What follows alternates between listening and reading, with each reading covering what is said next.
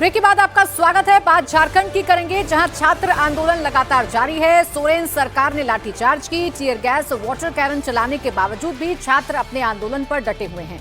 इस बीच सोरेन सरकार की नई चाल भी सामने आई है। कल आधी रात के बाद रांची के जयपाल सिंह मुंडा स्टेडियम में अचानक सरगर्मी बढ़ गई। रांची के डीएम पूरे लाव लश्कर के साथ स्टेडियम पहुंच गए। इस दौरान स्टेडियम के पास स्ट्रीट लाइट काट दी गई। रांची के डीसी के साथ साथ एसएसपी, एसपी सिटी और एडीएम जैसे बड़े अफसरों के पहुंचने से छात्रों में खलबली मच गई। यह अफवाह फैल गई कि पुलिस रात के अंधेरे में छात्रों के अनशन को जबरन खत्म कराने और टेंट उखाड़ने पहुंची है। इसके बाद बाकी प्रदर्शनकारी और बीजेपी नेता भी स्टेडियम पहुंचने लगे, लेकिन डीसी मंजुनाथ भजंत्री ने इन सारी आशंकाओं को खारिज कर दिया। उन्होंने कहा कि वो छात्रों के लिए किए गए इंतजाम देखने आए थे, लेकिन सवाल अपनी जगह पर बना हुआ है कि आखिर पुलिस और प्रशासन के अफसरों को इंतजाम देखने और छात्रों को समझाने के लिए रात में आने की जरूरत क्यों पड़ी। पहले रात के अंधेरे में छात्रों पर लाठीचार्ज किया गया और फिर रात के अंधेरे में ही ये जो अफसर हैं वो स्टेडियम पहुंचे, छात्रों के बीच में पहुंचे। एकाएक इन अफसरों के पहुंचने से अफवाह ये फैली कि कहीं ना कहीं कोई एक्शन ये सरकार लेने जा रही है। हालांकि बाद में इन अफसरों ने ही ये क्लियर किया कि हम तो छात्रों के लिए किए गए इंतजामों को देखने के लिए पहुंचे हैं। पुलिस और प्रशासन की टीम छात्रों से मुलाकात करने के बाद वापस लौट चुकी है, लेकिन छात्र स्टेडियम में ही हैं।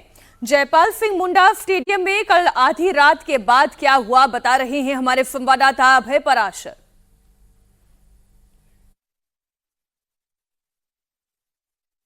के जयपाल मुंडा स्टेडियम में छात्र लगातार बैठे हुए हैं। साफ कहना है कि जब तक सरकार सारी मांगे नहीं मानेगी, ये लोग अपने आंदोलन को ऐसे ही जारी रखेंगे। आखिरकार देर रात क्या हुआ, देर रात डीसी, एसएसपी, एडीएम यहां पर क्यों पहुंचे, छात्रों के मन में इस तरीके का डर और सवाल क्यों आया कि ये जो आंदोलन है, ये जो टेंट लगा हुआ है छात्रों का, इसको रात को प्रशासन हटा सकता है। क्या रात में यहाँ पर बिजली चली गई थी, बिजली हटाई गई थी, ये तमाम सवाल छात्रों के मन में है। अभी सुबह सुबह की स्थिति हम आपको सीधा जयपाल मुंडा स्टेडियम से दिखा रहे हैं। छात्र जुटना शुरू हो गए हैं। यहाँ पर छात्रों का क्या कहना है, सीधा छात्रों से ही बात करके एक बार समझने की कोशिश करेंगे। सुबह सुबह छात्र जो है यहाँ पर बैठना शुरू हो गए हैं। क्या नाम है आपका? अनिकेत गौतम। रात में क्या हुआ था? पुलिस प्रशासन काफ़ी आया था, क्या स्थिति थी? पूरा दल बल के साथ आए थे। जब देखे कि हम लोग का तादाद कम है, सब इधर उधर घूम रहे थे, कोई अपने घर चला गया था, तो उस समय सारा स्ट्रीट लाइट ऑफ कर दिया गया था और पूरा एकदम फोर्स लेके आए थे अपना, ताकि ये करके। और जो एसपी थे वो घूम घूम के सारे बच्चे को, नहीं होता है कि स्लो पॉइजनिंग जो करते हैं, धीरे धीरे करके डरा रहे थे। नहीं, स्लो वॉक कर रहे थे, बार बार सबसे बात कर रहे हैं, सीजीएल वाले को अलग कर रहे हैं, बोले सीजीएल वाले इधर आ जाओ, और जैसे और सबको मतलब नहीं कर रहा, डिवाइड एंड वो कर रहे थे, किसी तरह अलग अलग करके वो करके। एक बच्चे को शायद डिटेन भी करके लेके गए। वो बच्चा मतलब यहाँ का नहीं था, बोल रहे थे तुम मास्क लगाए हुए आजमगढ़ से क्यों आए हो यहाँ पे। ऑल्दो प्रोटेस्ट में तो जंतर मंतर पे भी कहाँ से बच्चे गए थे, कोई दिल्ली से, कोई बिहार से, कोई कहीं से आए थे, तो वैसे ही हाल यहाँ पे भी था। आपका क्या नाम है? नीतीश कुमार गुप्ता। रात में प्रशासन और पुलिस की टीम आई थी, क्या कह रही थी? वही बोल रहे थे, मतलब डिवाइड उन लोग का करने का पूरा प्लानिंग था। जेपीएससी वाला को बोल रहे थे कि आप लोग के मतलब पूरा डिमांड पूरा हो गया है, तो आप लोग क्यों है। तो हम ये सरकार से पूछना चाह रहे हैं कि जो जेएसएससी यहाँ पे दिया है वो जेपीएससी नहीं दिया है। हम जेएसएससी सीजीएल भी दिए हैं, जेपीएससी भी दिए हैं। जो जेपीएससी दिया है वो जेएसएससी सीजीएल भी दिया है। तो ऐसा थोड़ी है कि मतलब कोई जेपीएससी दिया है तो जेएसएससी के सपोर्ट नहीं करेगा, और दोनों दिया तो नहीं यहाँ पे आ सकता है, नहीं बैठ सकता। जेएसएससी सीजीएल को लेकर जो आप लोगों की मांग थी कि उसको रद्द करना है, क्योंकि जेपीएससी पीटी को रद्द कर दिया, तो जेएसएससी सीजीएल को लेकर क्या चर्चा हो रही थी रात में? क्या स्टूडेंट से बातचीत के लिए कह रहे थे कि बातचीत करेगी सरकार? और प्रशासन अनशन तोड़ने को बोल रहे थे। वो जो उनको जो अनशन पे बैठे हैं उसको बोल रहे थे कि आप अनशन तोड़ दीजिए, कोई फ़ायदा नहीं है, स्टूडेंट आप लोग पढ़ाई कीजिए, टाइम वेस्ट मत कीजिए। मतलब उनके कहने का मतलब कि 17 दिन से हम लोग टाइम वेस्ट कर रहे हैं यहाँ पे, पढ़ाई करो जाके, यहाँ पे और कोई फ़ायदा नहीं है। आज 18वां दिन है शायद। है लाइट कब से आई, कितनी देर के लिए लाइट गई थी रात में? नहीं, स्ट्रीट लाइट सारी ऑफ हो गई थी और प्रशासन कुछ 100 के आसपास में वहाँ चौराहे पे खड़ी थी। 200 प्रशासन इधर चौराहे पे खड़ी थी और बीच में इधर मेरे ख्याल से 50 या 60 लोग इधर आए थे। आधी रात के बाद अनशन वाली जगह डीएम और एसएसपी के पहुंचने के बाद आज बीजेपी नेता बाबूलाल मरांडी भी जयपाल सिंह मुंडा स्टेडियम पहुंच गए। मरांडी ने सवाल उठाया कि जब सरकार ने छात्रों से बातचीत के लिए 4 मंत्रियों की कमेटी बनाई है तो रात के अंधेरे में पुलिस के अधिकारी क्यों पहुंचे। बाबूलाल मरांडी ने रात को लाइट काटे जाने पर सवाल उठाया और कहा कि उन्हें सूचना मिली थी कि छात्रों पर लाठीचार्ज हो सकता है। वो बातचीत करने क्या है, बातचीत करने के लिए तो सरकार ने 4 मंत्रियों की टीम बना रखे हैं। फिर एसपी की क्या मतलब है। और लाइट को भी ऑफ कर दिया पूरे रोड में। यानी आप क्या चाहते हैं, ताकि लाइट ऑफ करके आप कहे कि लड़के नहीं है, कोई क्रिमिनल है, उनके ऊपर लाठीचार्ज करें। ये जानकारी मिली थी, ये सूचना मिली थी, यही करने के लिए। भाई सरकार ने जब मंत्रियों की डेलीगेशन बना दिया, टीम बना दिया, अगर रात में भी बात करना हो तो टीम आएगी, या बच्चों को बुलाना हो तो बुलाएगी। बच्चे लोग तो तैयार है। हमने देखा कि कभी भी बच्चों ने विरोध नहीं किया कि हम लोग बात करने से नहीं बात करेंगे। तो अभी कभी भी हमने नहीं देखा बच्चों की इस प्रकार की बयान। कल रात रांची के डीसी मंजुनाथ भजंत्री स्टेडियम पहुंचे। उनके साथ रांची के एसएसपी राकेश रंजन और एसपी सिटी पारस राणा मौजूद थे। साथ ही रांची के एडीएम भी पूरे दल बल के साथ पहुंचे थे। इससे अफवाह फैली कि मिडनाइट कोई बड़ा एक्शन होने वाला है। इस बारे में जब मीडिया ने डीसी से सवाल पूछा तो उन्होंने सारे आरोप खारिज कर दिए और कहा कि वो छात्रों से बात करने और उन्हें आश्वासन देने आए हैं। अभी सर तो बात अभी तो सारा फिर आप नहीं, ऐसे बच्चों से मिलने के लिए आए थे। बताया जा रहा है बच्चों लोगों को। नहीं, बच्चों से मिलने के लिए आए थे, उनसे कि किसी तरह का कोई समस्या है तो नहीं है, तो बच्चे से मिले। ठीक। क्या आश्वासन दिया सर आपने? नहीं, हम लोग अभी आश्वासन कहाँ दे सकते हैं, हम तो बच्चों से मिलने के लिए आए हैं। ठीक है। और क्या हटाने की तैयारी है बच्चे से? आप बात करने आए थे बच्चों से बात करने आए थे। ठीक है। और अभय पाराशर हमारे सहयोगी जुड़ गए ज्यादा जानकारी के साथ। अभय, कल रात को जो हुआ उसने तो छात्रों के भीतर हड़कंप पैदा कर दिया। एक अफवाह फैल गई कि छात्रों को जबरन हटाया जा सकता है। अभी की स्थिति क्या है? सरकार और छात्रों के बीच में बातचीत की कोई स्थिति बन रही है या किसी एक्शन की भी तैयारी नजर आती? देखिए प्राची, फिलहाल बातचीत की तो कोई स्थिति नजर नहीं आ रही है, क्योंकि सरकार ने छात्रों के डेलीगेशन से मिलने के लिए दोबारा कोई न्योता नहीं दिया है। सबसे पहले मैं आपको अभी की स्थिति दिखा दूं जिस मंच पर मैं मौजूद हूं। पहले मंच आप देख लीजिए। यहां पर जो भूख हड़ताल छात्र कर रहे हैं, जिनसे हमने बात भी की, पहले 4 छात्र थे, अब 2 छात्र रह गए हैं। दोनों की तबीयत जो है वो अभी नासाज है, क्योंकि आज इनका 9वां दिन है। ये बिना खाए पिए यहां पर अनशन कर रहे हैं। सामने आपको ये जनरेटर दिखाई दे रहा होगा, ये बहुत चर्चा में है जनरेटर, ब्लू कलर का जनरेटर, जो कि छात्रों का कहना है कि एसडीओ की तरफ से दिया गया था। एक छोटा जनरेटर यहां पर चल रहा है, लेकिन ये जनरेटर काम नहीं कर रहा है, इसको बदलने की बात है। छात्रों का यह भी कहना है कि लाइट हटाने की कोई मंशा हो सकती है। और ये सामने की स्थिति है, ये नीचे की तस्वीर है जहां पर कुछ छात्र अभी पहुंच गए हैं और दोपहर के बाद और भी ज्यादा छात्र आ जाएंगे। हालांकि लाइट वगैरह जो है अभी यहां पर जल रही है। लेकिन रात में क्या स्थिति यहां पर हुई थी, डीसी यहां पर पहुंचे, एसएसपी यहां पर पहुंचे, और छात्रों का यह कहना है कि उनको यह लग रहा है कि अब छात्रों के इस आंदोलन को हटाने की तैयारी प्रशासन कर रहा है। क्या हुआ था रात में, छात्रों के मन में क्या सवाल हैं? जेपीएससी जेएसएससी रिफॉर्म मंच, जिसके अंडर में ये तमाम छात्र 19 दिन से यहां पर आंदोलन कर रहे हैं, उनके प्रवक्ता पीयूष कुमार सिंह हमारे साथ मौजूद हैं। पीयूष, रात में क्या स्थिति हुई थी? लगभग 11:30-12 बजे कौन कौन प्रशासनिक अधिकारी आए थे और क्या डर आप लोगों को है? डीसी सर आए थे, एसपी सर आए थे, सिटी एसपी सर आए थे और एसडीओ सर भी थे। हम लोगों ने बात जब उनसे की, उन्होंने कहा कि हम छात्रों से वार्ता करने आए हुए हैं। तो छात्रों से वो बात भी कर रहे थे और देखना भी चाह रहे थे कि यहाँ छात्र हैं जेन्युइनली या कुछ असामाजिक तत्व घुसे हुए हैं। तो छात्रों का नाम नंबर वगैरह भी लिया जा रहा था।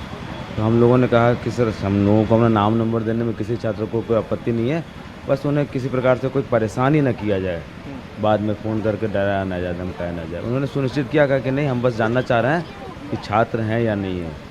उसके बाद वो वार्ता करने लग गए। जेएसएससी के छात्रों से बात कर रहे थे, उनसे पूछ रहे थे कि आप कन्विंस कीजिए मुझे कि क्यों रद्द करना चाहिए जेएसएससी सीजीएल। इस प्रकार की बातें माननीय डीसी सर जो हैं वो बच्चों से कर रहे थे। ये बात जो आ रही थी कि रात में आप लोगों को ये डर था कि जहां मंच पर बैठे हैं जो तिरपाल वगैरह लगा हुआ है इसको हटाने की बात आप लोगों को लगी कि रात में आप लोगों को यहाँ से हटाया जा सकता है? रात 12 बजे के बाद इतनी भारी संख्या में पुलिस बल लेकर के वार्ता करने आने का क्या संदेश था ये समझ में नहीं आ रहा है हम लोगों को। तो क्या मंशा है प्रशासन की वह प्रशासन ही बता पाएगी बेहतर। हम संवैधानिक तरीके से शांतिपूर्वक अपना जो मांग है जो प्रदर्शन कर रहे हैं अब उसको हटाना है तो हम लोगों को बता भी दें। आप लोगों के डेलीगेशन से कोई बात हुई रात में? डीसी की, एसएसपी की कोई बातचीत हुई कि सरकार से आगे आप लोगों की बातचीत कब होगी? क्योंकि मांग तो अटक गई है आप लोगों की, जेएसएससी जो सीजीएल एग्ज़ाम है और सीबीआई की मांग है। क्या आगे कोई न्योता है, कोई मीटिंग सरकार से? ऑफिशियली हम लोगों के पास अभी तक ऐसा कोई भी न्योता या मैसेज नहीं आया है वार्ता के लिए। हम वार्ता के लिए ओपन हैं। हम लोगों ने डे वन से यह कहा हुआ है कि संवाद से ही समस्या का समाधान होगा, पर अभी तक कोई वार्ता न हम लोगों को जानकारी नहीं दी गई है। और बच्चों में डर तो बना हुआ है कि हो सकता है हम लोगों को जबरन यहाँ से हटा दिया जाए। आपके 2 छात्र जो यहाँ पर 4 छात्र भूख हड़ताल पर थे, पहले एक की तबीयत खराब हुई, अब अबीबा की भी तबीयत बिगड़ी है, उसको भी एडमिट कराया गया? जी, हबीबा भी एडमिट है सदर हॉस्पिटल में और कुछ छात्र और हो सकता है भूख हड़ताल पर बैठे हैं। जनरेटर को लेकर यहाँ पर अभी एक स्थिति थी इस तरह की कि जनरेटर यहाँ से जो एक बड़े वाला जनरेटर है उसको क्या हटाने की बात चल रही है? क्या लाइट अंदर की भी क्या काटने की कोशिश की गई है अंदर जहाँ आप लोग बैठे हुए हैं? कुछ तो बातें हैं क्योंकि वो जनरेटर मुहैया कराया गया था हम लोगों को एसडीओ साहब के माध्यम से। अब अगर जनरेटर ले जाया जा रहा है तो अब क्या मंशा है वो तो प्रशासन नहीं बता पाएगी। आप लोग तैयार हैं? आप लोग अच्छा, आप लोग अब चाहते क्या हैं? एक बार तो मैं तस्वीरें प्राची एक बार और दिखा दूंगा। ये स्थिति अभी आप ग्राउंड की देख रहे हैं जयपाल मुंडा स्टेडियम की, और छात्रों का ये कहना है कि उनको डर है कि रात को 12 साढ़े 12 बजे कौन सा वार्ता का समय है कि प्रशासन यहाँ पर बड़ी संख्या में पुलिस फोर्स लेके एसएसपी और डीसी पहुंच गए, तो डर तो है। हालांकि प्रशासन ने कहा कि वो छात्रों से बातचीत करने के लिए आए और कन्विंस होने की पहुंच जाएगी अब है, और रात के अंधेरे में अधिकारी पहुंचेंगे वो भी तब जबकि तय डेलीगेशन में मंत्री शामिल हैं, उसमें अधिकारियों का कोई रोल नहीं है। तो डर पैदा होता है, जहन में सवाल भी खड़ा होता है कि आखिरकार प्रशासन की मंशा क्या है। शुक्रिया आपका अभय तमाम जानकारी के लिए। और अब खबर आपकी सेहत से जुड़ी हुई है। बेंगलुरु के होसकोटे इलाके में ग्रोसरी वेयरहाउस पर खाद्य सुरक्षा अधिकारियों ने छापेमारी की। फूड एंड सेफ्टी विभाग की छापेमारी में वेयरहाउस में गंदगी का अंबार दिखाई दिया। इसके साथ ही कहीं भी साफ सफाई बिल्कुल नहीं। फूड एंड सेफ्टी विभाग ने इंदिरा कैंटीन के 3 किचन की भी जांच की। खाद्य सुरक्षा विभाग ने वेयरहाउस की जांच के बाद कुछ तस्वीरें जारी की। इन तस्वीरों में खाने के पैकेट इधर उधर बिखरे हुए दिखाई दे रहे थे। सॉफ्ट ड्रिंक और दूध से बने हुए उत्पाद के डिब्बे भी अजीब तरीके से रखे हुए थे। जहां से खाने पीने के सामान रखे गए थे वहां फर्श पर चारों तरफ गंदगी ही गंदगी दिखाई दे रही थी। खाद्य सुरक्षा विभाग की स्पेशल टीम ने बेंगलुरु की 3 इंदिरा कैंटीन की मेन किचन का भी निरीक्षण किया। इंस्पेक्शन के दौरान किचन और खाना बनाने वाली यूनिट्स में क्वालिटी, सुरक्षा, स्टोरेज, लेबलिंग और हैंडलिंग के तरीकों की जांच की गई। किचन में कई तरह की गड़बड़ियां सामने आई हैं, जिनमें नियम के अनुसार लेबलिंग ना होना, गलत ब्रांडिंग और खाना रखने संभालने में साफ सफाई की कमी शामिल थी। प्रशासन ने तीनों जगहों के फूड बिजनेस ऑपरेटर्स को नोटिस जारी किया है। इसके साथ ही इंदिरा कैंटीन के गोदाम को सील कर दिया गया है। अधिकारियों ने दाल, हल्दी पाउडर, तेल, गुड़, नमक, चीनी और खाने की दूसरी तैयार चीजों के सैंपल को भी जांच के लिए लैब में भेजा है। तो ये बेंगलुरु की तस्वीर हम आपको दिखा रहे हैं। इंदिरा किचन में छापेमारी की गई है और जब छापेमारी की गई तो बहुत सारी गड़बड़ियां पाई गई हैं। सबसे पहली बात तो ये कि साफ सफाई का बिल्कुल भी इंतजाम नहीं किया गया था और इन हालातों को देखते हुए अब जो खाने पीने का सामान रखा गया था वो खाने पीने के सामान को लैब में टेस्टिंग के लिए भेजा गया है। ये वेयर हाउस की तस्वीर है जहां सामान रखा जाता है, जहां पर स्टोरेज किया जाता है सामान को, और वहां कितनी गंदगी है और किस तरीके से सामान को रखा गया है उसी से अंदाजा लगाया जा सकता है कि किस तरीके का खाना लोगों को परोसा जा रहा है और ये खाना कितना जहरीला हो सकता है, कितना नुकसानदायक हो सकता है और आपकी सेहत को कितना खराब कर सकता है। बेंगलुरु के साथ ही मध्य प्रदेश में भी मिलावटखोरों की खबर सामने आई है। भोपाल में खाद्य सुरक्षा विभाग ने 3 बड़े ब्रांड के घी के सैंपल को जांच के लिए लैब भेजा था। जांच में तीनों ही सैंपल फेल हो गए। लैब रिपोर्ट से खुलासा हुआ कि इन सैंपल्स में वनस्पति तेल के साथ साथ तय सीमा से 12 से 15 गुना ज्यादा सीसा यानी कि लेड मिला है, जो इंसान के शरीर को अंदर से खोखला कर रहा है। रिपोर्ट आने के बाद विभाग एक्शन में है। शहर शहर मिलावटखोरों के खिलाफ कार्रवाई भी जारी है। ये धीमा जहर किडनी, लिवर डैमेज करता है, बच्चों में ब्रेन ग्रोथ रोकने का बड़ा कारण बन सकता है। लैब से आई रिपोर्ट में ये तीनों ही सैंपल FSSAI के तय मानकों पर पूरी तरह फेल साबित हुए हैं। कर्नाटक, मध्य प्रदेश के साथ ही महाराष्ट्र में भी मिलावटखोरों के खिलाफ एक्शन जारी है। छत्रपति संभाजीनगर में FDA ने बड़ी कार्रवाई की है। FDA ने अमूल डेयरी पर छापा मारकर करीब 950 किलोग्राम मिलावटी पनीर और नकली गाय का घी बरामद किया है, जिसकी कीमत करीब 3 लाख रुपए से ज्यादा बताई जा रही है। मामले की गंभीरता को देखते हुए FDA ने अमूल दूध डेयरी के उत्पादन यूनिट और लाइसेंस को तत्काल प्रभाव से निलंबित कर दिया है।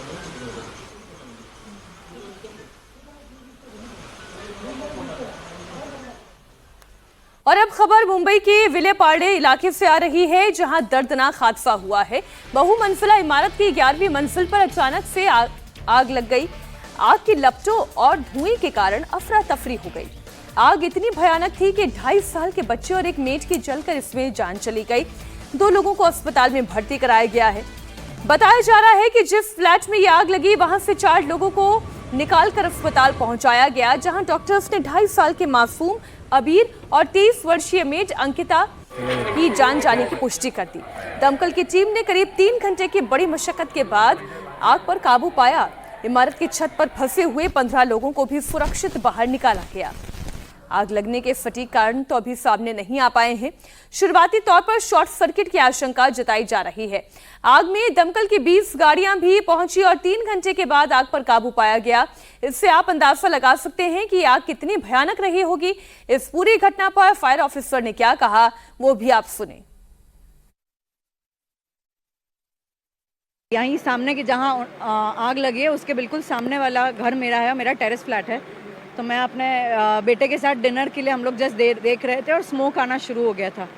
और हम आइडेंटिफाई कर रहे थे कि भाई एग्जैक्टली है क्या। माय सन सेड इमीडिएटली, मम्मा that is fire. And by the time he said, धुप करके फ्लेम्स बाहर आए and it was a full fledged fire. So within few minutes तो सब पकड़ लिया था, धपाधप बाहर आ गया था and it was complete chaos. The first thing we did was, because वहाँ के खुद के बिल्डिंग के लोगों को पता नहीं था कि आग लगी हुई है। कितने लोग नीचे से आके झुक के ऐसे देख रहे थे कि क्या हो रहा है, बिकॉज चीखना चिल्लाना शुरू हो गया। हम लोग सामने की बिल्डिंग से चिल्ला रहे थे कि भाई तुम्हारे उसमें आग लगी हुई है, निकलो यहाँ से, निकलो। वी वर लिटरली शाउटिंग, पर उन लोग को वो आवाज़ कियोस्क में आवाज़ नहीं आ रही थी। सो उनको आई थिंक उतरते उतरते ही काफ़ी टाइम लग गया था।